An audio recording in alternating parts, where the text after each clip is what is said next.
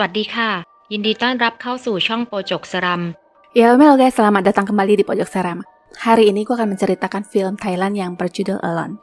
Film ini akan kita bagi menjadi dua ya. Hayo kita mulai.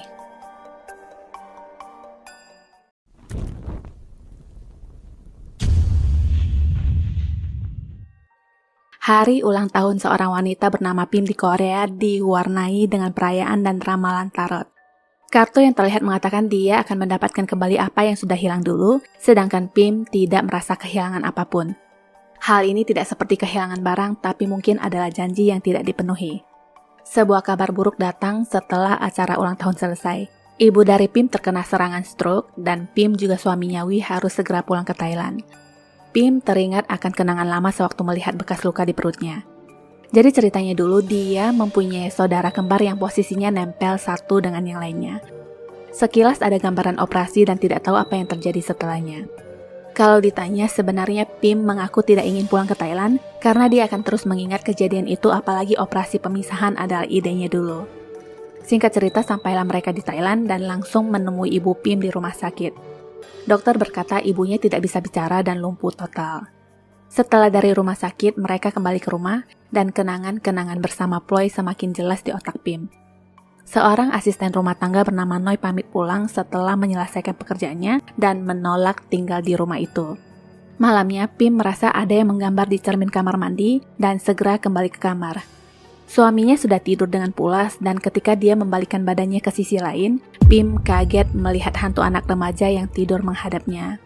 Dia pun segera membangunkan Wi dan hantu itu sudah tidak ada. Besoknya di rumah sakit, ibu Pim terlihat ingin mengatakan sesuatu tapi tidak berdaya. Pulangnya dia menanyakan kepada Noi sebab ibunya bisa sampai begitu, dan dari informasi yang Noi berikan, ibunya suka mengurung diri dan menangis di kamar seharian. Noi merasa nyonya rumah tampak takut akan sesuatu yang entah apa. Semua itu benar adanya jika dilihat dari ekspresi sang ibu ketika di rumah sakit, ditambah monitor yang menampilkan detak jantung yang cepat. Besoknya, dokter mengabarkan kondisi ibu Pim memburuk dan dokter harus mengambil tindakan operasi. Malam itu, Pim yang menunggu ibunya mengambil secangkir kopi dan tidak sengaja menumpahkan ke bajunya. Tak hanya bercak kopi, tapi dari perutnya terlihat mengeluarkan darah yang semakin lama semakin banyak. Seorang suster menghampirinya yang ternyata itu hanyalah bagian dari halusinasinya saja. Dokter lalu mengabarkan bahwa ibunya sudah melalui masa kritis, tapi masih dalam keadaan koma. Setelah itu Pim kembali ke rumah yang rencananya akan memberi makan anjingnya. Dipanggil-panggil itu anjing gak datang-datang dan sibuk menggonggong ke arah cermin. Pim pun melihat lebih dekat apa yang terjadi.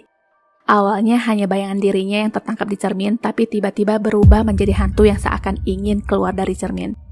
Dia kaget dan terjatuh dari tangga lalu pingsan. Segera Pim dibawa ke rumah sakit dan malamnya, ketika berada di toilet, dia merasa takut dengan bayangannya di cermin yang tersenyum kepadanya. Pim pun berteriak dan berusaha memecahkan cermin tersebut. Wi yang mendengar suara teriakan Pim segera menyusul ke kamar, tapi saat itu kamar dalam keadaan terkunci. Wi pun mendobrak pintu itu dan menemukan Pim yang sudah duduk di lantai. Setelah lukanya diobati, Pim bercerita bahwa dia telah melihat kembarannya. Wi malah berpendapat Pim mungkin butuh ke dokter spesialis. Di hari berikutnya, Wi mengundang temannya yang berstatus dokter psikiater bernama Danai untuk ke rumah. Pim tersinggung karena merasa Wi menganggapnya orang gila dan berjalan pergi. Wi mengejarnya keluar dan dengan dipenuhi emosi negatif, Pim mengemudikan mobilnya yang tidak sengaja melindas anjing mereka yang akhirnya tewas seketika. Karena itulah, Pim pun bersedia diperiksa lebih jauh walaupun sikapnya masih belum sepenuhnya menerima. Dari hasil CT scan otak tidak memperlihatkan adanya kejanggalan, dan sekarang dokter menyuruhnya untuk menceritakan tentang kembarannya yang bernama Ploy. Ceritanya dulu, mereka berjanji akan hidup bersama selamanya. Saat ditanya kenapa alasan Pim memilih untuk berpisah, Pim langsung menangis dan dokter pun menyudahi sesi tanya jawab. Dari hasil sementara, dokter menduga Pim mengalami gangguan psikologis ringan yang tidak bisa membedakan ilusi dan realistis. Semua ini diperoleh dari rasa bersalah yang berkembang menjadi delusi. Sebenarnya hal ini gampang disembuhkan dengan membawa Pim kembali ke Korea, maka semuanya akan beres, tapi untuk saat ini, hal itu tidak mungkin dilakukan mengingat ibu Pim yang masih koma. Di hari berikutnya, Wi membawa Pim ke pantai untuk sekedar menenangkan pikiran, dan saat dia berjalan sendiri di pantai, Pim kaget melihat jejak dua pasang kaki di pasir. Dia pun segera berlari masuk kembali ke villa dan di dalam, hal aneh lainnya terjadi. Dia malah melihat suaminya sedang bersama sosok gadis yang terlihat seperti dirinya. Sosok itu melihat ke arahnya dengan mata bolong yang ternyata hanyalah mimpi. Karena mimpi yang menyeramkan itu, dia terbangun dalam keadaan berkeringat dan lalu menyalakan kipas gantung. Ketika Pim kembali tidur, ada kaki yang bergerak memutar seakan mengikuti arah kipas. Pim membuka matanya kembali dan syok melihat hantu yang tergantung di kipas. Wi kembali menemui Dr. Danai dan berkata kondisi Pim semakin buruk. Dia juga sering berkata bahwa Ploy datang untuk mencabut nyawanya karena mereka adalah anak kembar. Jadi satu mati, yang lain juga harus ikut. Sebagai seorang dokter yang rasional, itu semua sudah pasti tidak mungkin dan Danai berkata itu hanyalah tahayul yang berkembang di masyarakat.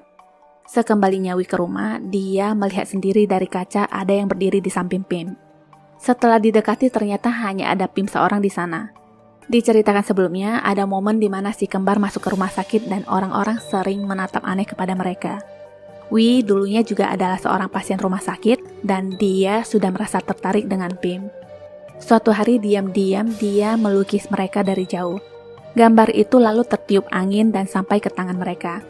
Setelah itu mereka mengembalikan gambar tersebut kepada Wi dan di sanalah mereka berkenalan. Kembali lagi ke masa sekarang. Mertua Wi akhirnya sadar dan dia bereaksi seperti ingin mengatakan sesuatu kepada Wi yang kebetulan menjaganya malam itu.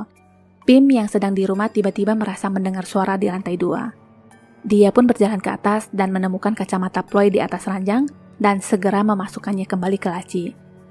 Merasa tidak nyaman dengan semua ini, dia segera mengkonsumsi obat dan berendam. Tiba-tiba ada tangan setan yang menarik tubuhnya seakan ingin menenggelamkannya.